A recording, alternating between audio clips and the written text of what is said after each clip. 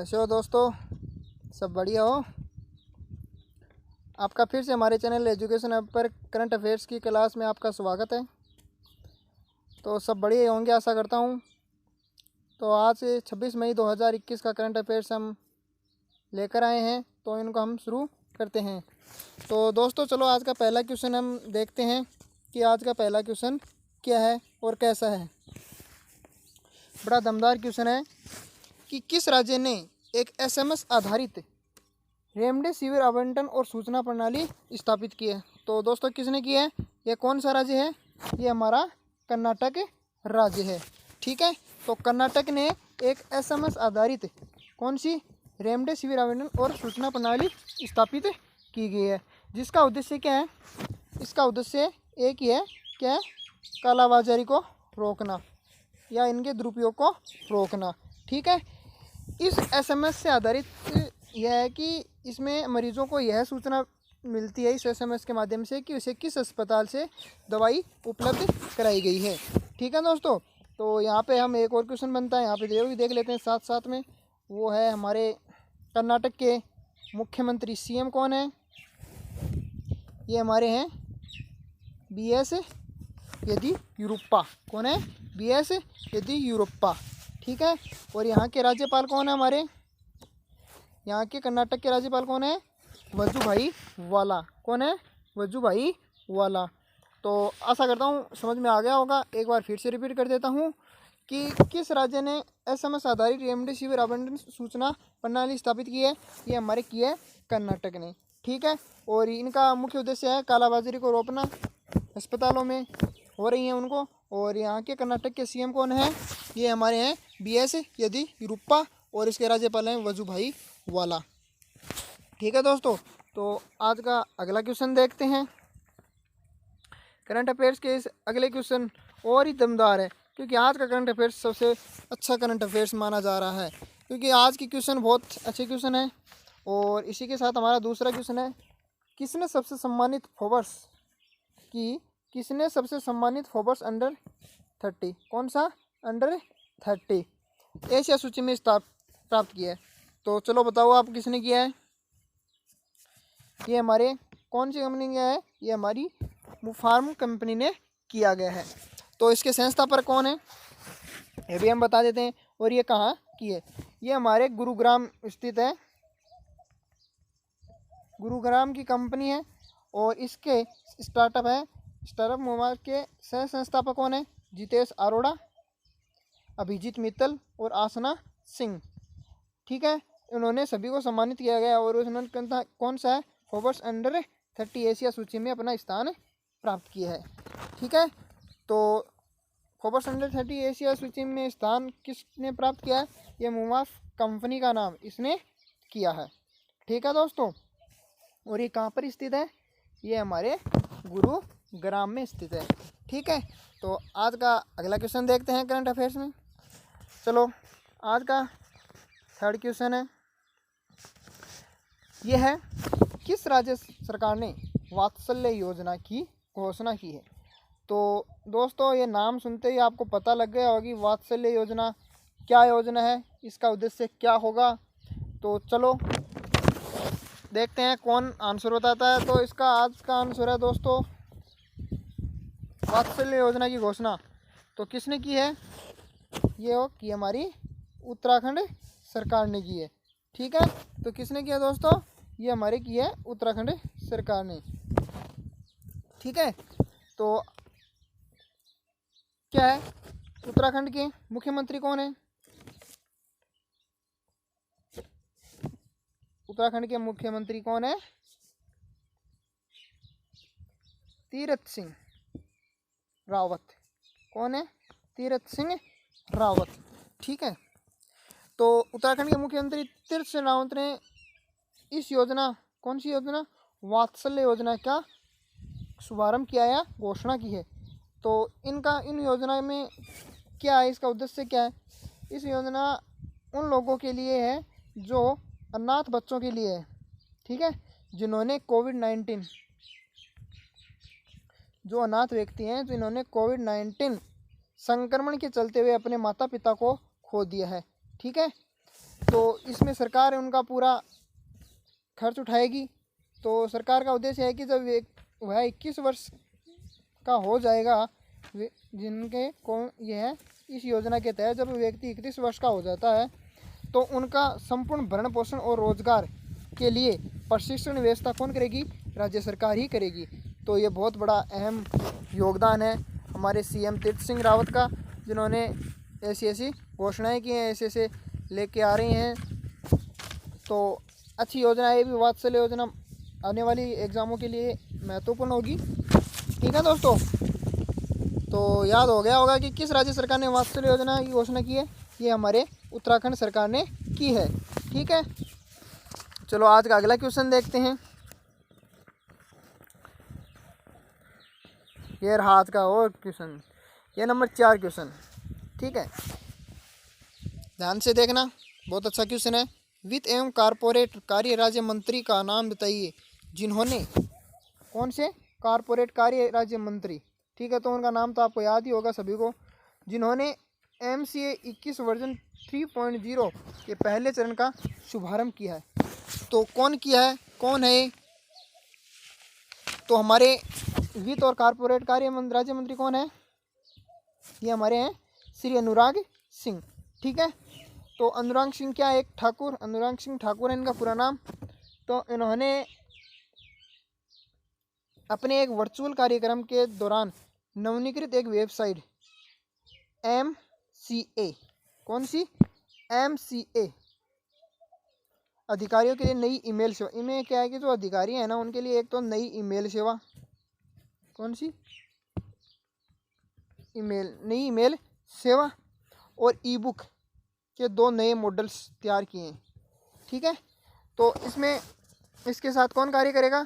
Corporate कार्य मंत्रालय के MCA 21 वर्जन 3.0 के चरण का शुभारंभ किया है। तो किसने किया है? अनुराग सिंह ने। तो ये ध्यान रखना, हमारे वित्त एवं कॉरपोरेट कार्य राज्य मंत्री कौन है? अनुराग सिंह। चलो अगला क्वेश्चन देखते हैं।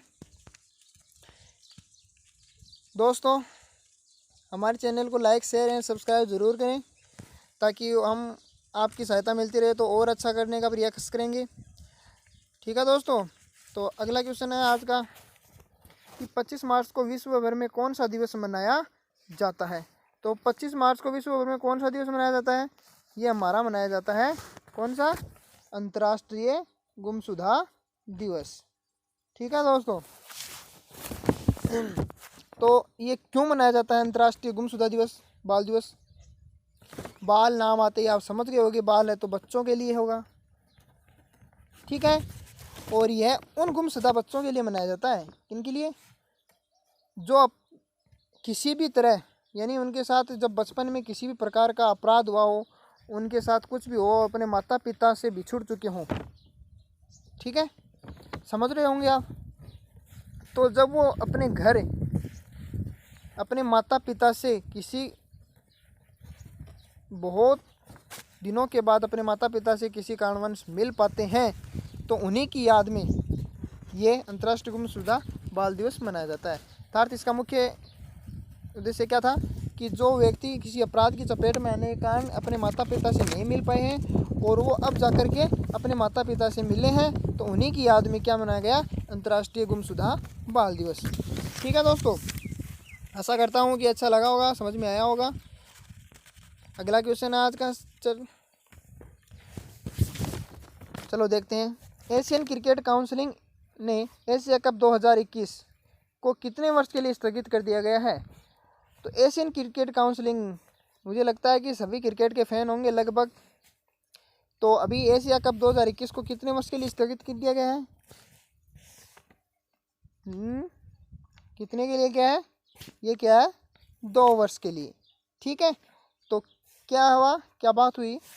यह है कि हाल ही में एशिया कप 2021 को 2 वर्ष के लिए स्थगित किया गया है, क्योंकि जो यह टूर्नामेंट था पाकिस्तान में होना था।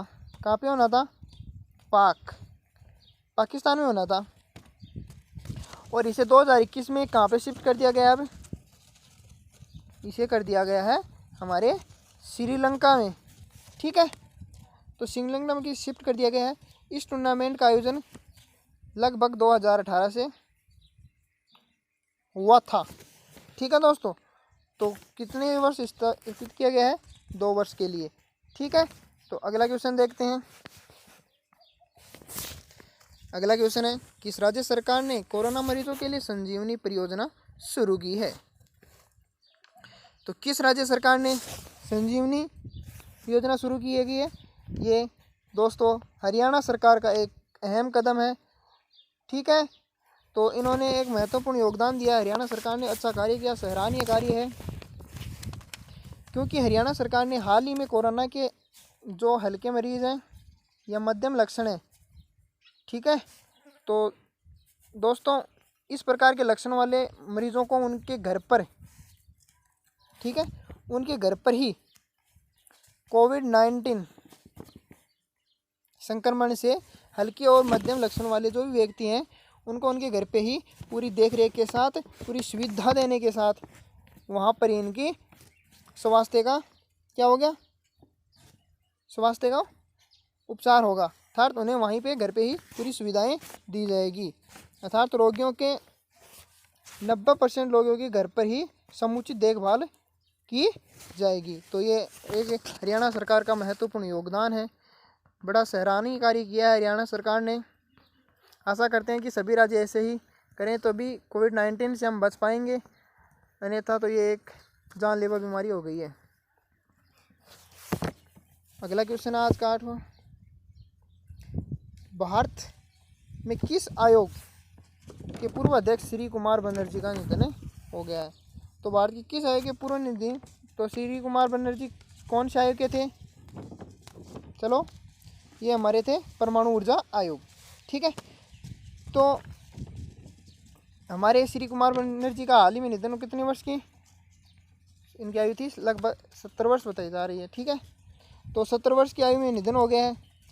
और जो हमारे अध्यक्ष श्री कुमार बनर्जी हैं, तो वर्ष 2012 में परमाणु ऊर्जा आयोग के अध्यक्ष और परमाणु ऊर्जा आयोग विभाग, ठीक है, परमाणु ऊर्जा आयोग के अध्यक्ष और उनके विभाग के सचिव पद से सेवानिवृत्त हुए थे। कब हुए थे? 2012 में। और इसी के चलते हुए श्री कुमार बनर्जी को विज्ञान के क्षेत्र में हम बहुत याद करेंगे, क्योंकि इन्होंने अपना बहुत योगदान दिया है। ठीक है दोस्तों, तो भारत के किस आयोग के पूर्व अध्यक्ष श्री कुमार बनर्जी का निधन हो गया है? ये हो गया हमारे परमाणु ऊर्जा आयोग के।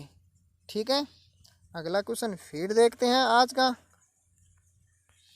कि किस देश के वैज्ञानिकों ने पहली बार लैब के एक कृत्रिम मिनी हार्ट, ये मिनी हार्ट है या मिनी हार्ट है, ये यहाँ पे मिनी नहीं है, मिनी हार्ट विकसित किया है। तो कौन सी वैज्ञानिकों ने अपनी लैब में किया गया है? ये हमारे ऑस्ट्रेलिया में किया गया है। ठीक है, तो इन्होंने ये मिनी हार्ट विकसित करने में कितने वर्ष लग चुके होंगे? इन्होंने 21 वर्ष, कितने वर्ष? सॉरी 12 साल के चलते हुए 12 वर्ष, ठीक है, 12 वर्ष के चलते के बाद इन्होंने अपनी शोध में पहली बार मिनी हार्ट विकसित किया गया है। तो मिनी हार्ट है, इसका नाम भी तो ये मिनी होगा। तो जो हमारे तिल होता है, तिल उसके आकार का होता है, तिल के एक दाना होता है उसका आकार है ना, उसके आकार के बराबर है ये मिनी हार्ट। ठीक है, और ये मिनी हार्ट है 25 दिन के जो इंसान भ्रूण, यानी 25 दिन का इंसान का भ्रूण होता है, 25 ही दिन का, तो भ्रूण के जो धड़कने की वाले हृदय की है ना, जो हृदय धड़कता है उसकी वह नकल करता है, अर्थात उसका 2 कॉपी माना जा सकता है। ठीक है, और हम इस मिनी हार्ट है ना, मिनी हार्ट, इसके माध्यम से हम दिल की जुड़ी हुई अनेक बीमारियों का पता लगा सकते हैं। तो ये भी एक महत्वपूर्ण हमारी ज़िंदगी में योगदान है। ठीक है, क्योंकि ऐसी पता लगेगी तभी तो दिल की बीमारियों का पता लग पाएगा। और ये किस देश ने किया है? ये ऑस्ट्रेलिया के वैज्ञानिकों ने किया है। कितने समय में लगा इसको? 12 वर्ष। ठीक है, तो दोस्तों आज का अंतिम क्वेश्चन और हमारे लिए महत्वपूर्ण क्वेश्चन है, कौन सा है? यह है, किस विश्वविद्यालय ने लगातार दूसरे वर्ष देश के टॉप 200 स्थानों में जगह बनाई है दोस्तों, संस्थानों में जगह बनाई है। तो ये कौन से विश्वविद्यालय बनाई है? ये हमारे बनाई है रविंद्रनाथ टैगोर विश्वविद्यालय, MPUAT विश्वविद्यालय, SKRA विश्वविद्यालय, काशी हिंदू विश्वविद्यालय। तो किसने बनाई है? ये बनाई है हमारे रविंद्रनाथ टैगोर विश्वविद्यालय, जो कहाँ पर है? MP में, महाराष्ट्र, मध्य प्रदेश में। ठीक है। तो इस विश्वविद्यालय ने हाल ही में लगातार दूसरे वर्ष टॉप कितने में? 200 में संस्थाओं में जगह बनाई है। और इस विश्वविद्यालय की 2 कैटेगरी हैं। कौन कौन सी है? एक कैटेगरी है कौन सी? Overall ranking. और दूसरी कौन सी है दोस्तों? दूसरी कैटेगरी है इसकी यूनिवर्सिटी रैंकिंग, यूनिवर्सिटी रैंकिंग। ठीक है। तो इनकी 2 कैटेगरी में अपना स्थान बनाया है। ठीक है। और इससे पहले भी जो हमारी ये कौन सा रविंद्रनाथ टैगोर विश्वविद्यालय है ना, इन्होंने पहले भी इन्हें सम्मानित किया गया है। कौन से अवार्ड से सम्मानित किया गया है? इन्हें सम्मानित किया गया है, ध्यान से सुनना, most innovative university of central India award. कौन सा है? Most innovative university of central India award से भी सम्मानित किया गया चुका है। ठीक है। तो दोस्तों मैं आशा करता हूँ कि आज के 10 क्वेश्चन आपको बहुत अच्छे लगे होंगे। अगर अच्छे लगे हों तो अपने दोस्तों को शेयर करना। हम रोज़ आपके लिए करंट अफेयर्स की नई नई क्लासें लेकर आएंगे। तो लाइक एंड शेयर करना ना भूलें। अगर आप भी हमें सहायता नहीं करोगे तो कौन करेगा? तो अच्छा लगा हो तो शेयर एंड सब्सक्राइब ज़रूर करें। धन्यवाद छात्रों।